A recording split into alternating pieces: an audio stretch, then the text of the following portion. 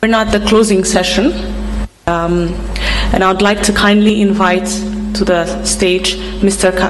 Kabali Sarene, Senior Principal in charge of ICT Private Sector Development.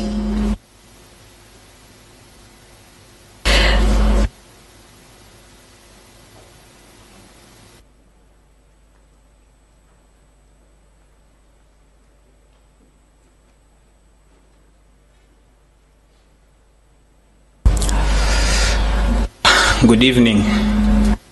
CEO, Chair of Afrinic, Vice President of ICANN, CEOs of WACREN, Untunet, and ASREN, Head of Information Society, Director of Planning, Knowledge Society and in UNESCO, ladies and gentlemen, I'm very, very happy to be here. And my name is Rene, as they said. I'm the Director General in the Ministry of ICT. I'm here representing the Minister who couldn't attend the closing ceremony because of conflicting agendas. As you know, there are so many events going on in Kigali. When they told me to come here, I was like, okay, I Googled, and most of the newspapers and social medias are talking about this dialogue. I was like, wow. I was talking with Dr. Bekele. I was like, why is all the social medias and everybody talking about this dialogue? I have heard that you had two wonderful 2 days meeting, and I have heard that more than 150 participants from more than 24 countries of Africa and 7 outside Africa. Is so amazing. J'ai vu des gens qui viennent de l'Afrique. I've seen people from West Africa. So you're here, right? Okay, I have heard that the meeting went well, and I wanted to thank the people who made long trips from all over the world coming to ISOC dialogue. And I have heard that you also discussed about the use of internet in education. We have had a lot of things happening in Rwanda in the last few years, and the use of internet has been one of the main goals in Rwanda, in all over the country. As you might know, we have 4G and the backbone fiber optics all over the country. And last week we also had MOU with some people who are going to connect more than 1 million households and offices. About education in Rwanda, like today in the morning, I was opening one of the innovation hubs in Kigali College of Education. We have so many education hubs in Kigali, and those innovation hubs will host young and talented Rwandese, and they will turn their ideas into businesses. It is happening, and it started happening. For record, one of the young innovators who came from that innovation hubs had an app and it turned into business, and one of the biggest Japanese companies bought that app for more than a lot of money, millions of dollars. Talking about education again in Rwanda, we start from the bottom. We start with kids. We had this program called One Laptop Per Child, whereby we dispatch laptops to secondary schools and primary schools. And we have laptops that are made in Rwanda, and we dispatch all those laptops to students from primary school and nursery schools. We had smart classrooms. We have REB, Rwanda Education Board, that is having contents. You can find them online. So these are some of the policies and the things we have done in education. that will, of course, impact all other sectors. We have a lot of things. We have the e-commerce. I have heard in the wrap-up sessions that you talk about the e-commerce. We have the Rwanda Online that is having more than 150 services. If I want a land title, I don't need to go to the districts to get that paper. I just order online, I pay online, then I get my land title. So these are all the processes and innovations and all the other things that we are doing in Rwanda. The ministry is very happy to host you, and I'm very happy that ISOC chose Rwanda to host this very successful dialogue, and I hope to see you again. And you might stay because we have a lot of meetings. I hope to see you tomorrow in the Transform Africa, and we hope to see you again soon. Thank you very much.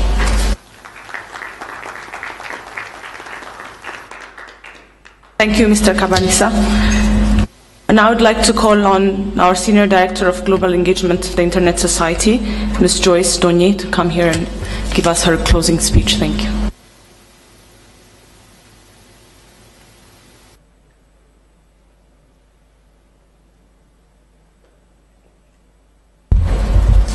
Sorry, I need to do some technical assistance before I can...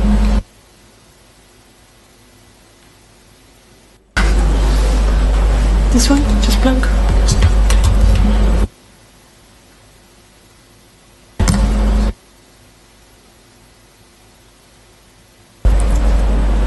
There we go. So I'm going to unplug for 1 second. It's been a pleasure to have you here for the past 2 days, and it's been very interesting. I think the fact that we actually sat and talked and listened and learned from each other was very enriching. At least I speak from my own perspective. I hope you all shared the same feeling. As I mentioned in my opening discussion, is that I think we confirmed that connectivity for the sake of connectivity is not the only thing. I think we confirmed that connectivity needs to be for something. We had extensive presentations and discussions about internet for education, internet for e-commerce, internet for business, for digital economy. And I think we also all confirmed that one organization by itself cannot make things happen. And I'm very pleased that we had the opportunity, and I had the opportunity to receive some feedback from some of you last night, who said that it was, in some cases, the first time that they had a variety of actors sitting around one table talking about the same issue. Having people from government, having people from private sector, having people from civil society, and all having a conversation to see what the next big thing could be. Now, I'm not going to do a wrap-up of a wrap-up of a wrap-up. I think we're there. The other thing I mentioned yesterday was that we're all here because we care about the internet. We wouldn't be here. But we are all here because we care about people and the people that use the internet.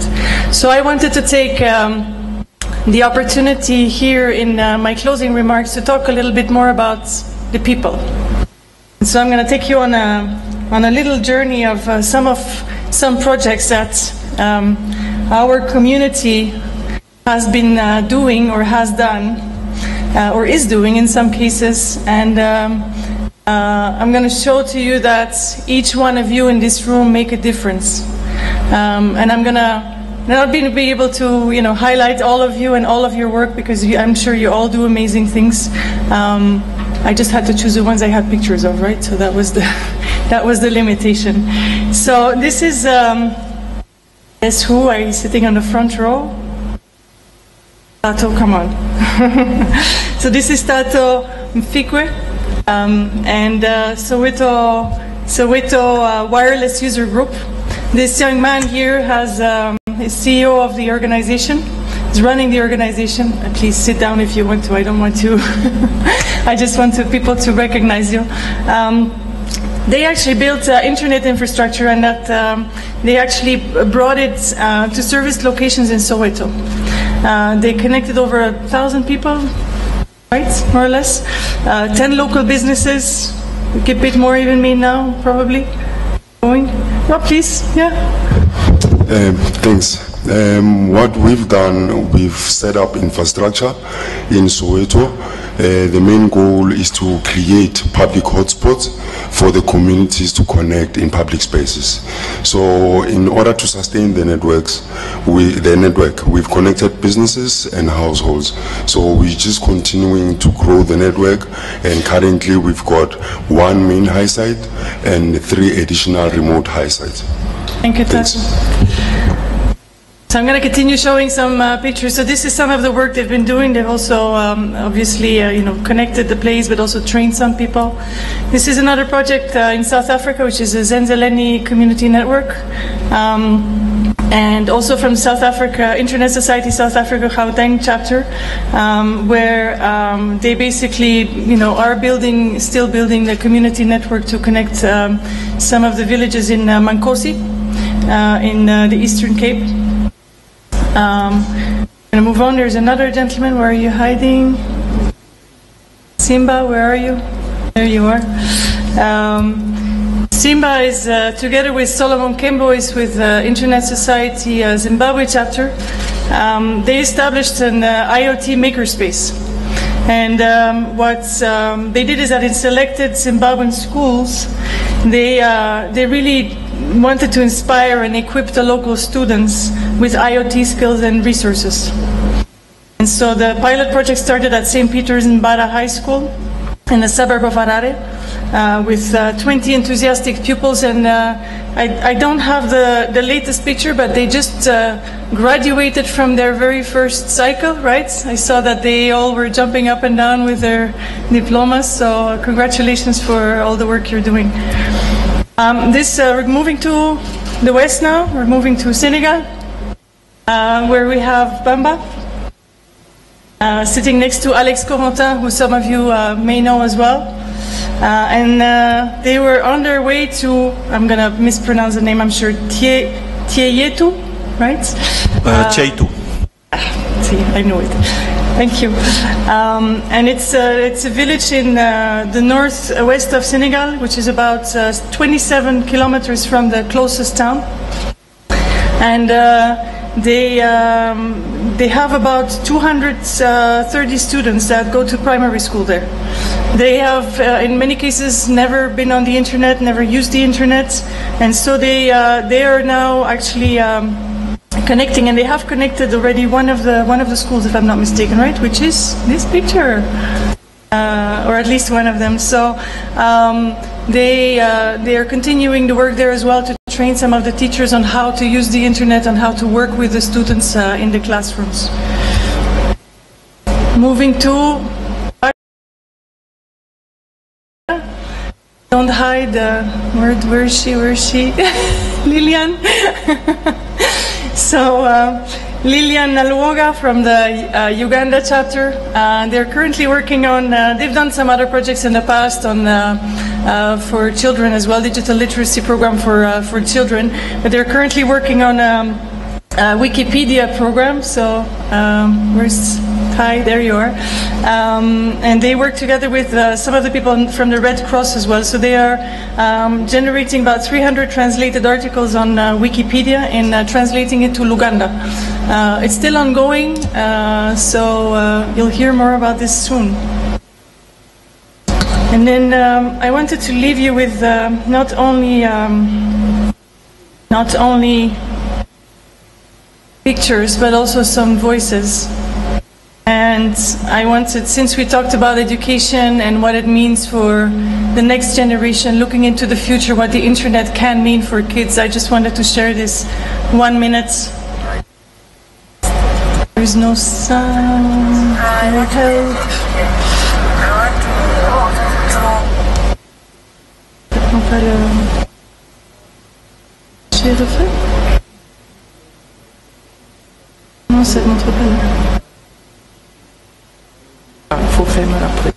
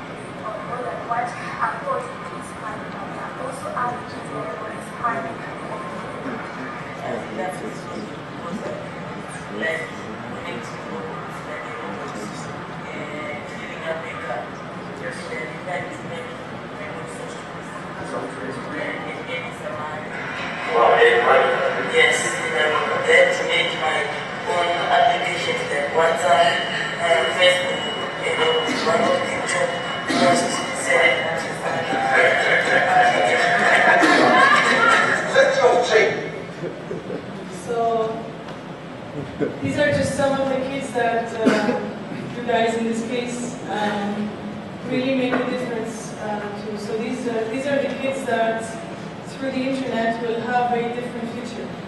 These are the kids that hopefully will be able to sit in these kind of rooms at some point, but they will have different discussions.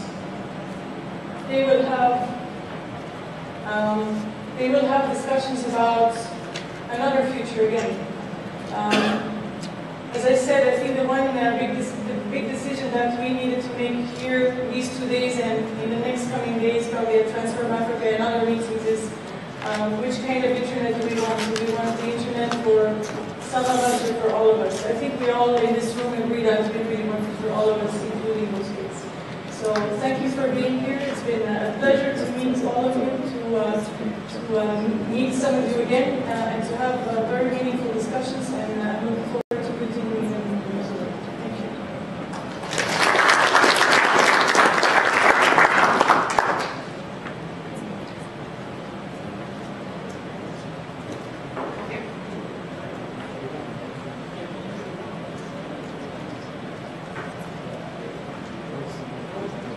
Thank you, Joyce.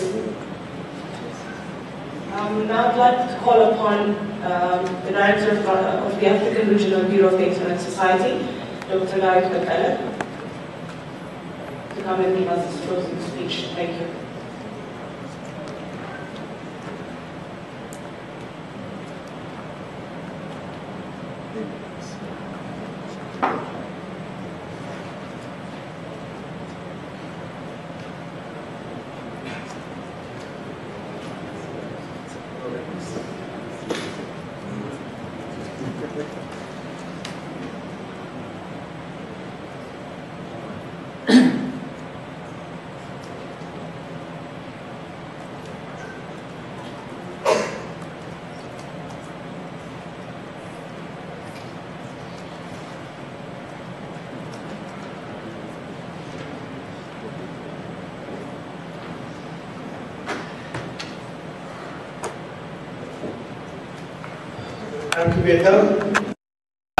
We are at the end of our meeting. I'm sure you're happy for this achievement. So you only have to be patient for a few minutes and then we'll be done. And I assure you that I don't have a very long presentation. It will be just to summarize our achievement in the last 2 days. So I will start with giving you a few information about our meeting. We had 161 participants who came to this meeting. It doesn't mean that everybody is here from beginning to the end, but that is much higher than what we expected. It was, as you know, everybody had to have an invitation. It was not an open meeting, and our target was 50, so it was much higher. So to be gender sensitive, I have to mention that we didn't have as many women as we would have wished, because we had only 29 compared to 132 men. So we have to change that for the next one. The local participants, 68. So it showed that we have quite a large number of international participants. The countries represented, we had 24 African countries. Let me know if your country does not appear here. From outside Africa, we had 7 countries represented. Very interestingly, we had quite a large number of participants online. We had more than 1,266 people following this meeting remotely. So these are unique views. As you have heard from the director of ICT of the ministry, there was a lot of press coverage. We had 48 journalists who came here. In the morning yesterday, we thought we had an invasion because there were so many of them. So that was a great success, and they reported about it extensively, and our presence on social media was also considerable. And we had also 20 organizations represented. And I'm probably not, I think this is underestimated, because some people may have not indicated their organization. I'm not going to go into another wrap-up, but my very quick summary of the meeting, I heard that we can't reach the SDG goals. In fact, it's not only education, but all the SDG goals, if we attack the problem the old way. It was interesting to hear from the director of UNESCO that even at the fastest development rate in the world, almost all countries will not reach their goals by the end of the century, let alone by 2030. So we are obliged to find transformative solutions if we are really serious about our SDG goals. And we have also heard that the internet can bring transformative changes in almost all SDGs. And we have heard that there are real opportunities. I remember a few years back, we were talking about, internet applications in Africa as, science fiction, as something that might happen someday. Today, it's no more that the case. We see that there are startups that have been able to generate millions of users that have, capitals of, $100 million or something, which is considerable. So it is real, but it is not guaranteed that it's going to be an easy walk.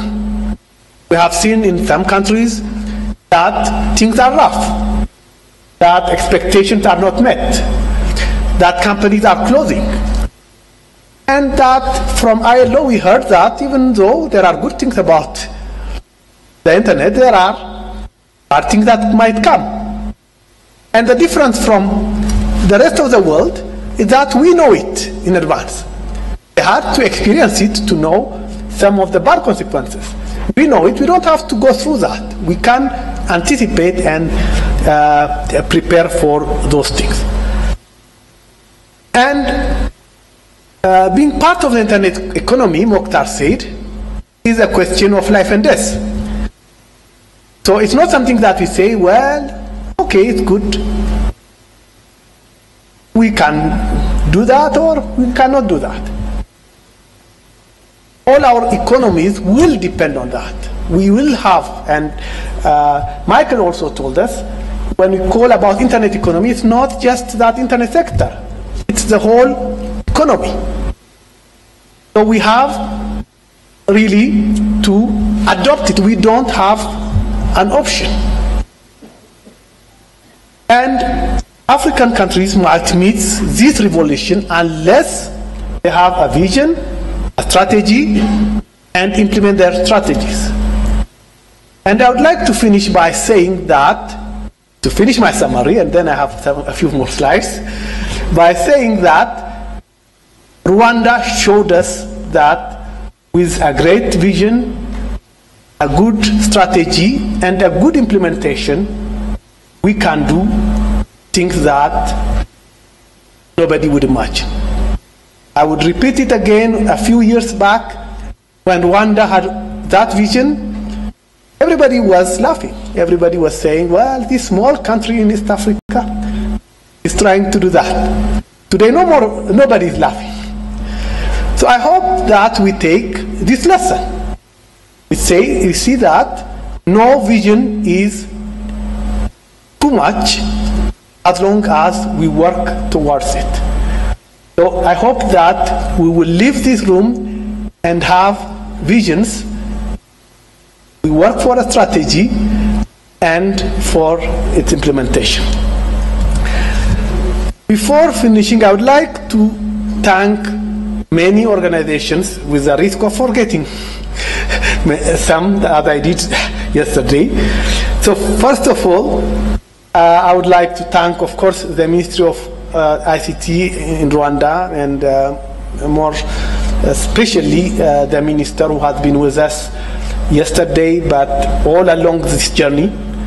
UNESCO, UNECA, African Union Commission, AFREN, WACREN, UbuntuNet, ATHREN, AFRINIC, ICANN, ECOWAS.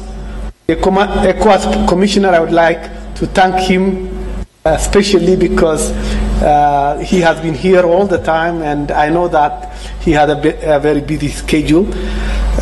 Many representatives from African universities, I'm not going to mention in order not to forget some, but we are really honored by their presence. And of course the speakers and the moderator who have spent a lot of time in preparing their presentations, and I'm sure you agree with me that we had very interesting presentations that really mattered a lot. And of course the participants. And unlike many other meetings, I don't think you can say that you have been just listening. Every single person has given his input or her input. The roundtable discussions were very lively, and very quickly you adopted the format. We were afraid that you wouldn't be able to sync to that model very quickly, but you are very quick. So I think everybody here participated to the success of this meeting. I would like also to thank some of my colleagues and our advisors. First, Alice from the ISOC board, the ISOC staff who have been working relentlessly for several months. I would like to highlight Marsema.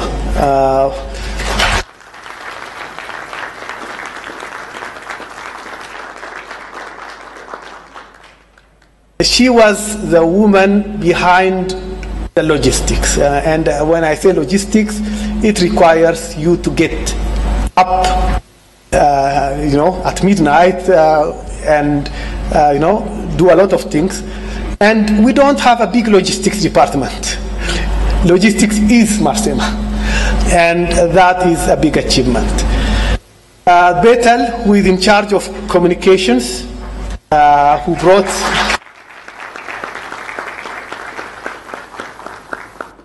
Kevin, who was silently doing all the streaming, etc., and who brought the 1,200 participants in this room.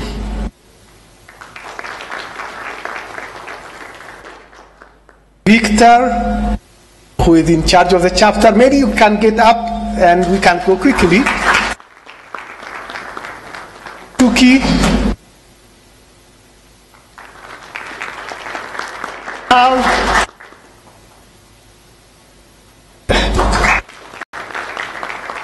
And of course, Joyce. Constance, who had left now, unfortunately, and Ted at the back. And of course, I have to thank our consultants, Lishan at the back, who wrote who did the paper, the research on internet and education in Africa that we have launched. And I'm sure you will agree with me, and I hope that each and every of you will take a copy of the report, and if you don't, you read it online.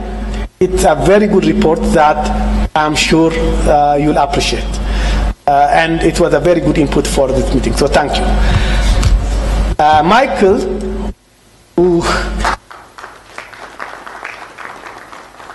is working on the internet economy report, and who is also, I have seen the draft, so I can testify, a very good report that will come out in June, hopefully, and I think it was also a very good input for this meeting. So thank you, Michael. So we had also a photographer you have seen everywhere, Nayani, who is not here right now. And Astrida is our rapporteur. Is she around? Yes. Thank you, Astrida. And we will make sure that we take this report.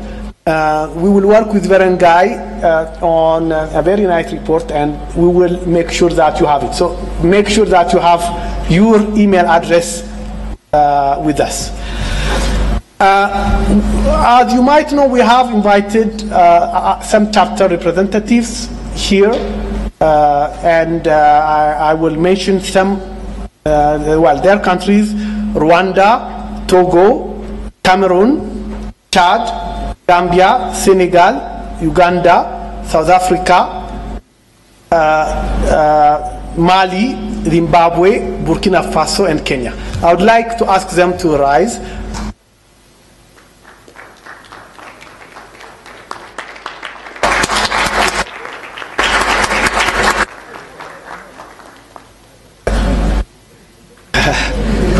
Ghana, oh, okay, okay.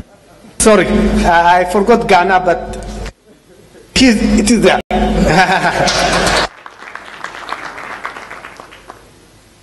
And of course, we need people outside the organization to help us as well. So I would like to recognize the interpreters. It is important that we can communicate across languages, and this wouldn't have been possible without the interpreters. So a big thank you to the interpreters.